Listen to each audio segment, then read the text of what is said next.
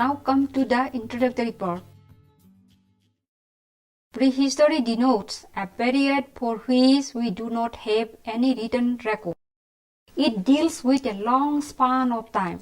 Therefore, whenever any kind of prehistoric remain is discovered, a very common question comes into our mind.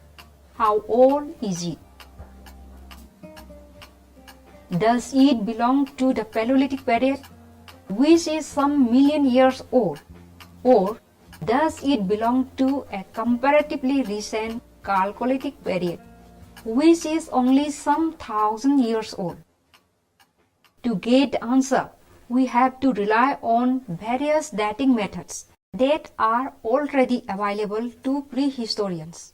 In fact, measuring time and ordering of things in time is regarded as very important in prehistoric archaeological studies. Any study of the origin of human must be set in a chronological context. Prehistoric archaeologists use several methods to assign ages to events of the past. Knowledge on various dating methods, therefore, is a very essential aspect of prehistoric archaeological studies. Now come to the different types of dating methods. There are a number of dating methods in the study of prehistory. Several disciplines like geology, chemistry, botany, paleontology, etc. have contributed towards their development. These methods can be discussed under two categories: relative dating methods and absolute dating methods. Now come to relative dating. In the early stage of prehistoric studies, dating of any event or site was obtained tentatively. A particular event or specimen is dated in relation to other events or some reference point. By these methods, one could get to know whether a particular culture is younger or older than another one, and thereby arranges a series of things in a sequential time frame. These methods were basically depending upon stratigraphic position of the site or the kind of remains associated with the site. However, these methods have never been able to provide a date in terms of years, nor can they calculate the total time span involved in each cultural period. The relative chronology, in the words of Wheeler in 1956, is the arrangement of products of non-historic societies into a time relationship which may not have any dates but which has a sequence. Let's come to another point, the types of relative dating. Till the early part of the 19th century, quite a good number of relative dating methods had been used in archaeological studies. These are the methods of typology, stratigraphy, chlorine, uranium and nitrogen analysis, paleontology, patination, palynology, etc.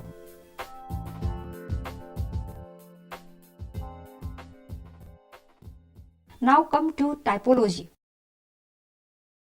In this method, the tools found in the site are classified on the basis of their form, shape, and different categories are made.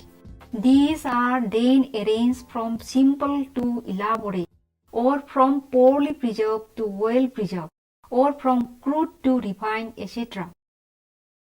Then a relative antiquity is derived based on the presumption that simple, poorly preserved and crude tools are earlier than the elaborate, well-preserved and refined ones. Although the typological method was used for obtaining relative dating earlier, it has come in much criticism nowadays.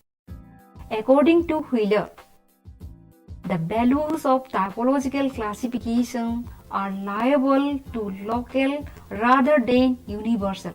But when this method is used in collaboration with stratigraphic method, it may become very helpful. Now come to stratigraphy. Stratigraphy is the analysis of a series of layers that exist in horizontal dimension, studied in vertical time dimension. The method is based on the fact that earlier deposits lie under later deposits. Therefore, whenever a stratigraphic sequence is observed during the excavation of a site, relative ages of the cultural levels can be worked out. The stratigraphic association of artifact types within and between archaeological sites are regarded as one of the very important methods of relative dating. Now come to fluorine, uranium, and nitrogen analysis. Prehistoric sites often consist of many bone remains. The basic principle of the method is that the longer a bone is placed in soil, the more will the fluorine be caught in, and hence can suggest a relative date. All bones, whether of animal or of human, lying in the same level exhibit similar fluorine percentage in them. Therefore, if the quantity of fluorine remains same in both kinds of bone, it is sure that they belong to the same age. The bones acquire from a lower level show more fluorine in them, whereas the bone remains coming from the upper level contain less fluorine. Relative ages of different bones at the same site can thus be established by measuring their fluorine contents. But this method cannot provide an absolute age because the amount of fluorine differs from soil to soil, which in turn gives a differential rate of absorption. Like fluorine, uranium, or nitrogen content of the bones also can be measured, since fluorine and uranium levels in the bone increase with time, while nitrogen decreases. Such measurements help to place in sequence the cultural phases with which the different bones may be associated.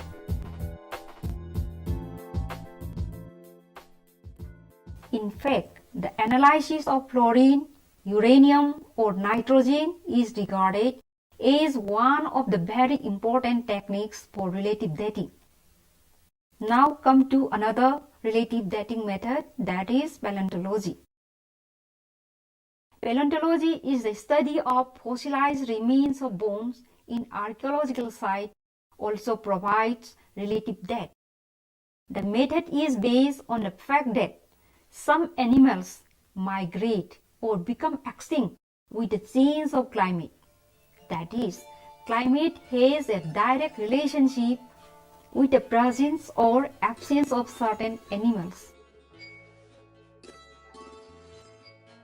For example, if evidence of Elephas antiquus, a forest elephant, is found, one can assume a temperate climate, while the presence of Elephas primigenus, a steppe elephant, indicates a steppe or tundra environment of almost glacial conditions. Likewise, it has been found that in North America, the arrival of man caused the extinction of mammals such as the mammoth, horse, camel, and several species of bison. These can be dated approximately about 6000 BC. However, a margin of 1000 years either might be there, as all of them did not become extinct at once and some live in isolated areas, in which case the dating of fauna associated with other evidence is inaccurate and misleading. Smaller species of animals like rodents, birds, and some mollusks and snails are found to be very sensitive to changes in climate than the larger mammals. In Northern Ireland, it has been possible to show changes in coastal environment since the time of human occupation by studying changes in tidal zone mollusks found in archaeological sites. Now next come to the relative dating method called patination. There is no precise definition for the term patination, though it generally means chemical alteration of rock surfaces exposed to atmospheric conditions. The amount of patina on the stone is an index of its age valuable for relative placement of the stone artifact in the technological development. The chemical alterations of the stone are usually brought about by the action of iron oxides through time. The observation of the amount of patina on a stone may be used at sites where there is a long sequence and demonstrate that those tools which lie in the bottom level may have more patina than those in the upper levels. The different types of tools from the river gravels, terraces of rivers or lakes can be differentiated with the relative amounts of patina on the basis of which the relative ages can be assigned on the artifacts.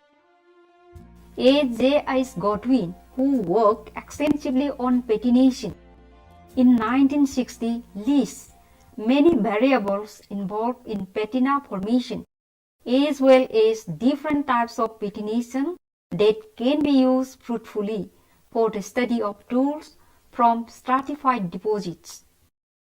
Now come to palynology.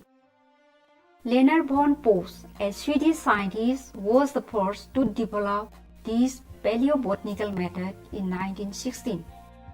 By this method, a microscopic analysis of pollens extracted from trees are used to identify various trees and a pollen diagram is prepared.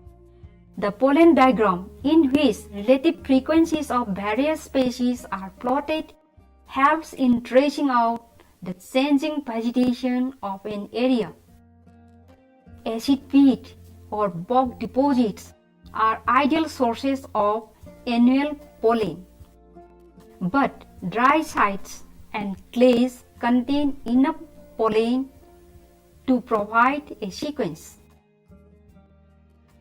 Pollens in soil underlying or overlying archaeological sites may be correlated with the already known regional pollen sequence, and the age of the site thus can be dated. A very good example of application of pollen method is in that of the archaeological site at Chakotay in China.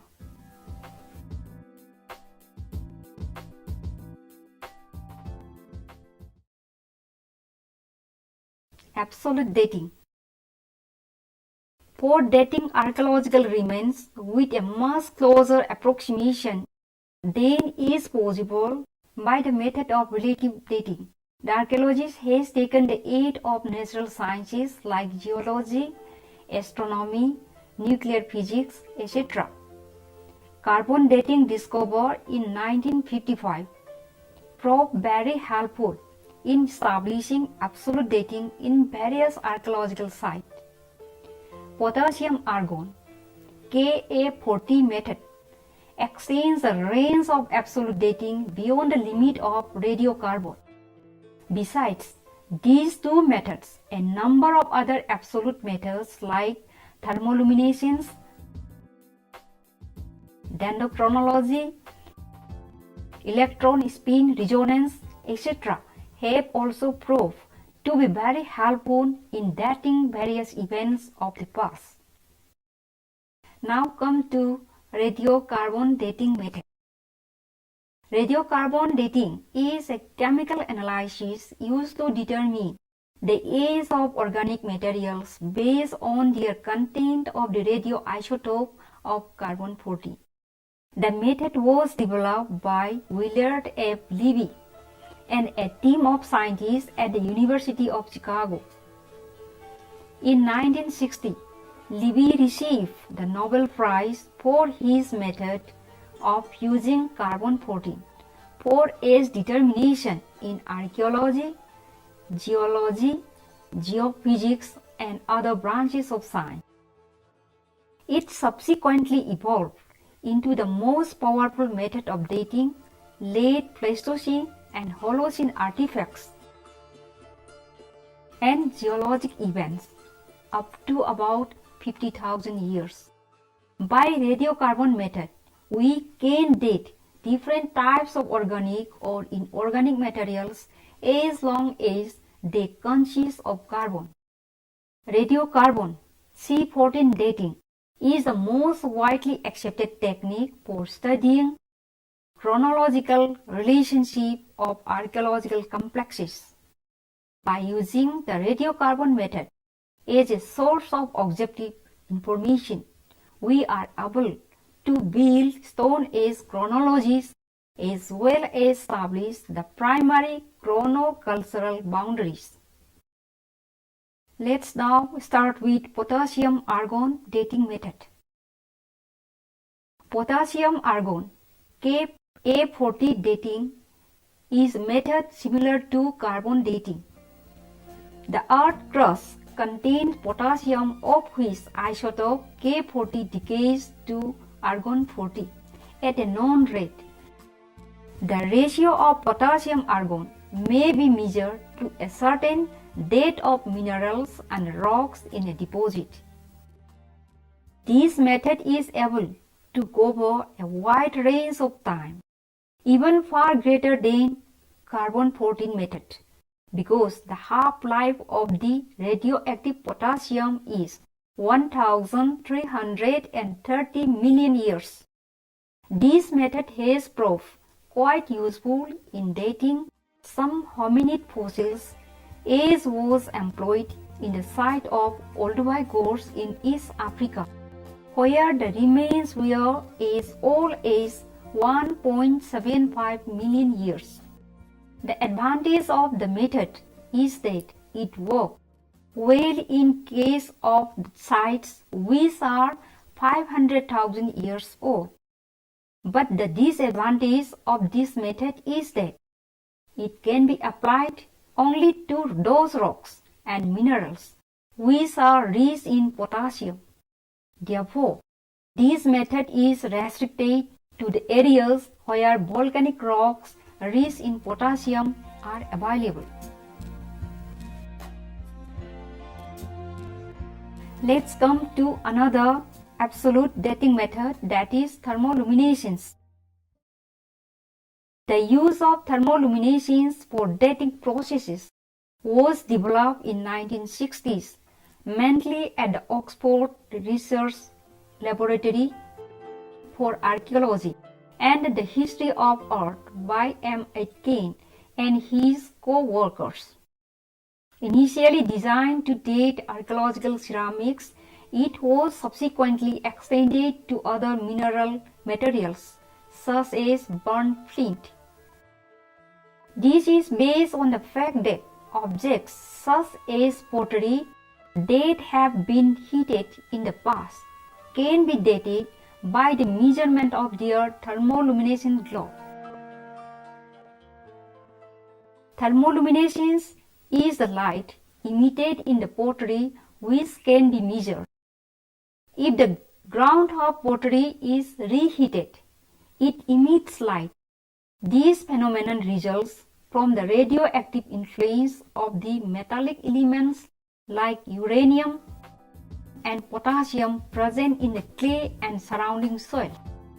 By the use of thermoluminescence dating method, and the results obtained could be made it possible to provide a new chronological framework for archaeological and anthropological knowledge. For example, the new chronology based on thermoluminescence dating enable in revising some prior assumptions about the evolution of lithic industries.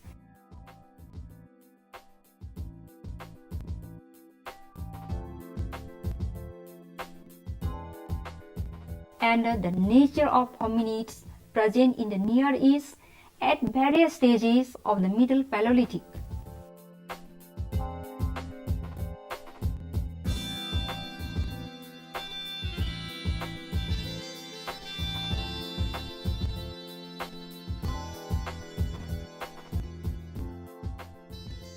Now let's come to another dating method, that is dendrochronology.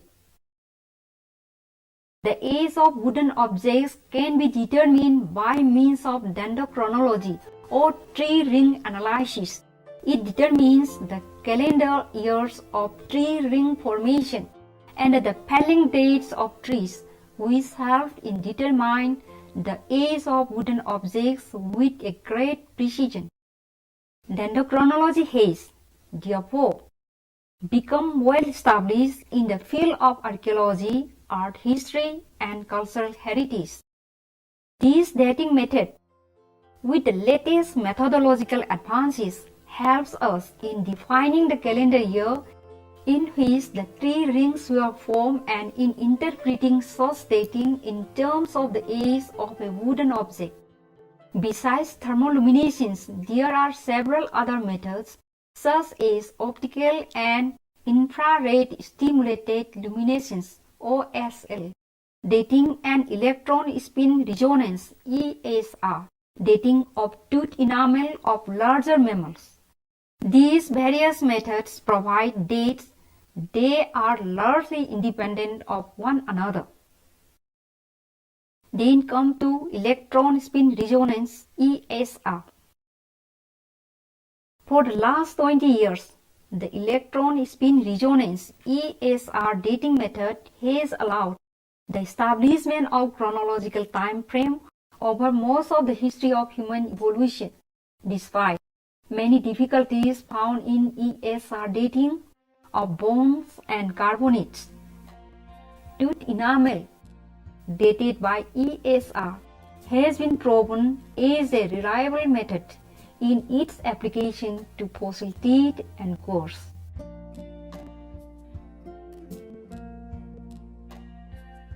Both the later materials have allowed dating of early and middle Pleistocene sites, which are not datable using other methods.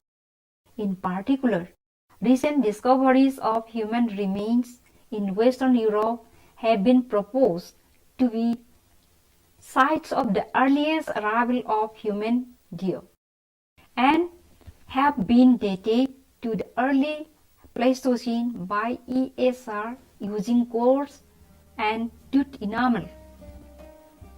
ESR method can be applied to different types of samples in various environments.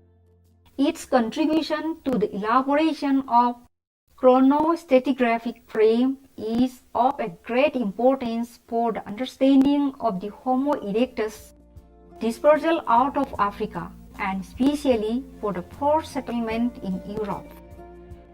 ESR dates ranging between 1.7 and 2.3 million years have been proposed for the South African sites like Stapfonteins and Souttrans, indicating that the whole quaternary period can be dated.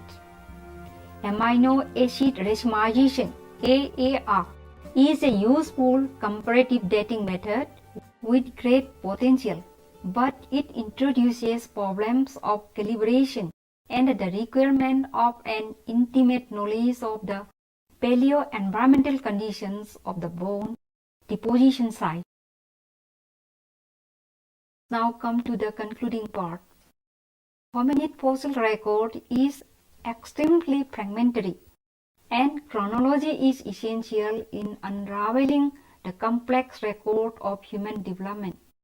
In applying the dating methods to a particular site, it is important to consider the purposes and limitations of each dating method, relative or absolute, with the help of stratigraphic position of the site or with the help of some associated finds. Dates of the site can be derived relatively, whereas with the help of several absolute dating around the world, archaeologists are now able to construct a single multi-regional time frame for all hominid evolution. However, it is essential to apply several dating methods for cross-checking the dates and to build a concrete chronology.